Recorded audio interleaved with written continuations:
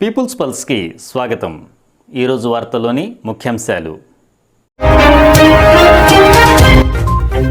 విభజన చట్టంలోని ఏపీకి ఇచ్చిన హామీలను నెరవేర్చాం, కేంద్ర హోంశాఖ సహాయ మంత్రి నిత్యానంద రాయ్.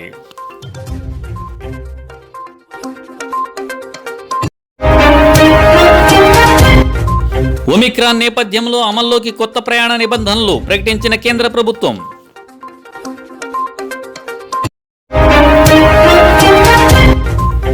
ఏపీ హైకోర్టులో జగన్ సర్కార్కు ఊరట, పేదలందరికీ ఇళ్లు నిర్మాణానికి లైన్ క్లియర్.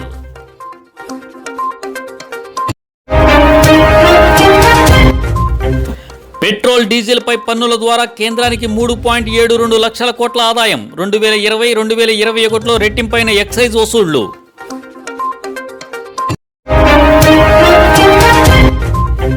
గోల్డెన్ గ్లోబ్ అంతర్జాతీయ పురస్కారానికి ఎన్నికైన జై Bhim cinema.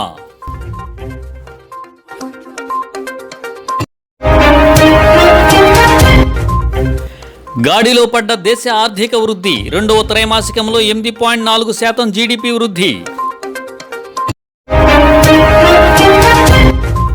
December 2న ఆనందరాఠి wealth IPO. ఒక్కో షేర్ ధర 530 నుంచి 550గా నిర్ణయం.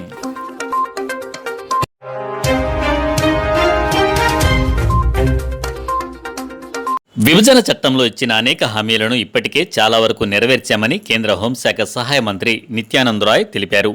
విభజన చట్టం అమలు, తీసుకున్న చర్యలు, పెండింగ్ అంశాలు పరిష్కారంపై లోక్సభలో TDP MP K Rammohan Naidu అడిగిన ప్రశ్నకు మంత్రి నిత్యానంద రాయ్ రాతపూర్వక సమాధానం ఇచ్చారు. మరికొన్ని అంశాలు, హామీలు వివిధ దశల్లో అమలవుతున్నాయని తెలిపారు. మౌలిక సదుపాయాల ప్రాజెక్టులు, విద్యా సంస్థల ఏర్పాటు నిర్ణీత సమయంలో పూర్తవుతాయని, విభజన చట్టం ప్రకారం ఆయా సంస్థల ఏర్పాటుకు గరిష్టంగా 10 ఏళ్ల సమయం ఉందన్నారు. కేంద్ర ప్రాయోజిత పథకాలకు కేంద్ర, రాష్ట్రాల వాటా 90:10% ఉందన్నారు. 2015-16 నుంచి 2019-2020 వరకు ఎక్స్టర్నల్లీ ఎయిడెడ్ ప్రాజెక్టుల కోసం ఆంధ్రప్రదేశ్ తీసుకున్న రుణాలు మరియు వడ్డీల కింద ప్రత్యేక సాయం అందించడం జరిగిందని మంత్రి తెలిపారు.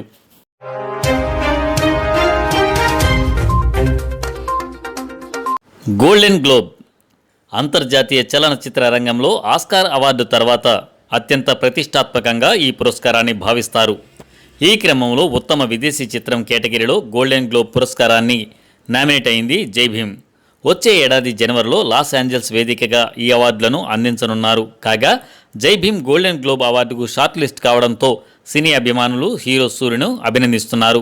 సమాజంలోని అస్పృశ్యత, అంటరానితనాన్ని ప్రశ్నిస్తూ నిజ జీవిత సంఘటనల స్ఫూర్తితో తెరకెక్కిన ఈ చిత్రం విమర్శకుల ప్రశంసలతో పాటు సినీ అభిమానుల మన్ననలను అందుకుంది. తమిళనాడు ముఖ్యమంత్రి స్టాలిన్తో పాటు పలువురు ఐపీఎస్, ఐఏఎస్ అధికారులు జై భీమ్ సినిమాను వీక్షించి ప్రశంసలు కురిపించారు. ఇక ఈ సినిమా ఐఎండిబిలో అత్యధికంగా 9.6 రేటింగ్ సాధించి ప్రపంచ రికార్డు సృష్టించింది. కాగా ఈ సినిమాకు ఆస్కార్ పురస్కారం పొందే అర్హత ఉందని ములుగు ఎమ్మెల్యే సీతక్కతో పాటు పలువురు ప్రముఖులు వ్యాఖ్యానించిన సంగతి తెలిసిందే.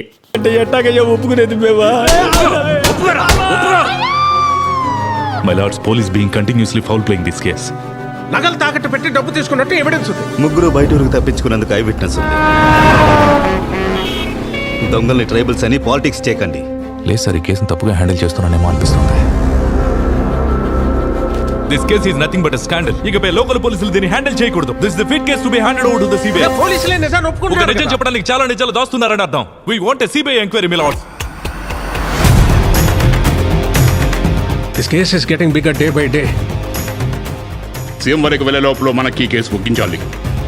తప్పు చేసేవాడికి పదవి, డబ్బు, జాతి అనేవి చాలా ఉన్నాయి సార్. బాధింపబడ్డ వాళ్ళకి మనమే కదా సార్ ఉంది. ఆ 4 గుడిసెలు తగలెట్టడానికి ఎంత టైం పట్టుద్ది? ప్రజాస్వామ్యాన్ని నిలబెట్టాలి అంటే కొన్ని సమయాల్లో చట్టాన్ని చేతుల్లోకి తీసుకోక తప్పదు. నీతి వాక్యాల కంటే అవినీతి వాక్యాలు వల్లించే ఈ న్యాయస్థాన మౌనం చాలా ప్రమాదకరమైంది.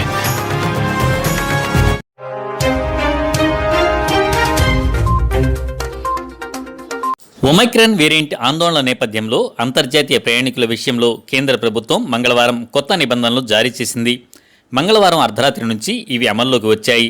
రాష్ట్రాలు యూటీలతో చర్చించి యూరప్లోని 44 దేశాలతో పాటు దక్షిణాఫ్రికా, Brazil, Bangladesh, Botswana, China, Mauritius, New Zealand, Zimbabwe, Singapore, Hong Kong, ఇజ్రాయెల్ను ముప్పు జాబితాలో పేర్కొంది. ఈ దేశాల నుంచి వచ్చే వారికి విమానాశ్రయాల్లో ఆర్టీపీసీఆర్ టెస్ట్ చేస్తారు. ఫలితం వచ్చే వరకు వీరు విమానాశ్రయాల్లోనే ఉండాలి.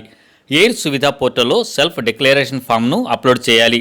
టెస్ట్లో నెగిటివ్గా తేలితే ప్రయాణికులు 7 రోజులు హోం క్వారంటైన్లో ఉండాలి. 8వ రోజు మళ్లీ పరీక్ష చేయించుకోవాలి. పాజిటివ్ వస్తే ఐసోలేట్తో పాటు నమూనాలను జన్యు విశ్లేషణకు ఇన్సాకాగ్ పరిధిలోని ప్రయోగశాలకు పంపుతారు.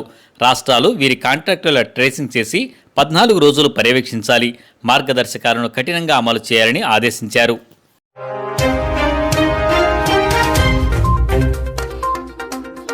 ఆంధ్రప్రదేశ్ ప్రభుత్వానికి ఏపీ హైకోర్టులో ఊరట లభించింది. ఏపీలో పేదలందరికీ ఇళ్లు పథకంపై సింగిల్ బెంచ్ ఇచ్చిన తీర్పును డివిజన్ బెంచ్ కొట్టివేసింది. ఇళ్ల స్థలాలపై హైకోర్టులో దాఖలు చేసిన పిటిషన్ను వెనక్కి తీసుకున్నారు. గత నెల 8న పేదలందరికీ ఇళ్ల స్థలాల పథకంలో భాగంగా ప్రభుత్వం కేటాయించిన స్థలాల్లో ఎటువంటి నిర్మాణాలు చేయవద్దని హైకోర్టు తీర్పు ఇచ్చింది. రాష్ట్రంలో ఇళ్లు లేని పేదలు ఉండకూడదనే ఉద్దేశంతో ముఖ్యమంత్రి వైఎస్ జగన్మోహన్ రెడ్డి ప్రభుత్వం ప్రతిష్టాత్మకంగా చేపట్టిన పేదలందరికీ ఇళ్లు నిర్మాణ పథకానికి మార్గం సుగమమైంది. రాష్ట్రంలోని పేదలందరికీ ఇళ్లు పథకంపై హైకోర్టులోని సింగిల్ బెంచ్ ఇచ్చిన తీర్పును డివిజన్ బెంచ్ మంగళవారం రద్దు చేసింది.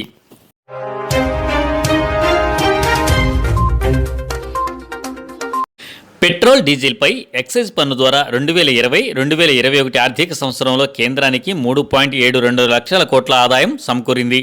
అంతకుముందు ఏడాదితో పోల్చుకుంటే ఆదాయం రెట్టింపైంది. ఇందులో నుంచి రాష్ట్రాల వాటాగా సుమారు 20,000 కోట్లను కేంద్రం చెల్లించింది.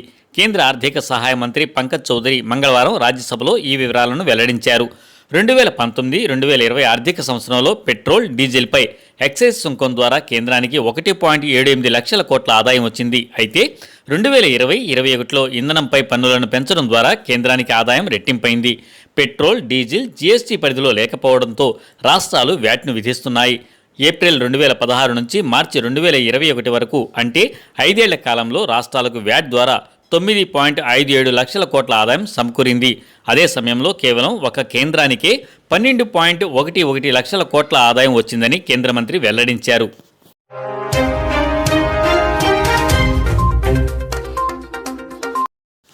రెండవ త్రైమాసికంలో జీడీపీ వృద్ధి 7.5% మరియు 8.5% మధ్య ఉంటుందని అంచనా వేశారు.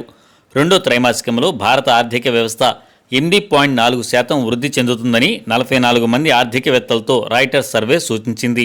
2022 ఆర్థిక సంవత్సరంలో భారతదేశ జీడీపీ వృద్ధి 9.5%గా ఉంటుందని ఆర్బీఐ అంచనా వేసింది. ఆగస్టులో ఐఐపీ వృద్ధి 11.9%గా ఉంది. ఇది జూలైలో 11.5% కంటే ఎక్కువ. అదే సమయంలో తయారీ, సేవల రంగంలోనూ వృద్ధి సాధించింది. రేటింగ్ ఏజెన్సీ ఐసీఆర్ఏ రెండవ త్రైమాసికంలో జీడీపీ వృద్ధిని 8.3%గా అంచనా వేసింది. అదే సమయంలో ఇది మొత్తం సంవత్సరానికి 9.4%గా ఉంటుందని అంచనా వేసింది. వ్యవసాయంలో వరుసగా 9 త్రైమాసికాల్లో 3% కంటే ఎక్కువ వృద్ధిని సాధించడం మంచి వృద్ధికి కారణమని ఏజెన్సీ పేర్కొంది. దీంతో కస్టమర్ల ఖర్చు పెరుగుతుందని, వ్యక్తిగత వినియోగం కూడా పెరుగుతుందని ఏజెన్సీ చెబుతోంది.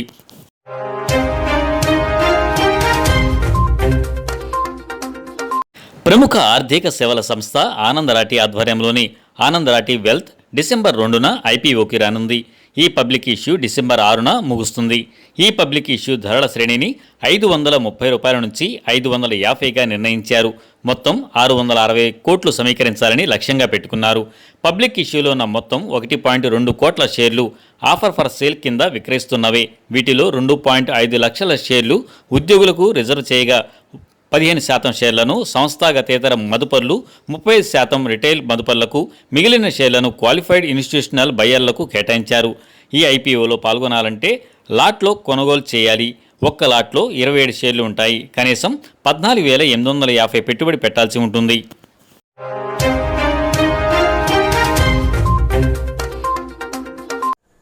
వార్తలు ఇంతటితో సమాప్తం. చూస్తూ ఉండండి పీపుల్స్ పల్స్. సామాన్య ప్రజల గుండె సవ్వడి, ప్రజానాడి. చూస్తూ ఉండండి పీపుల్స్ పల్స్.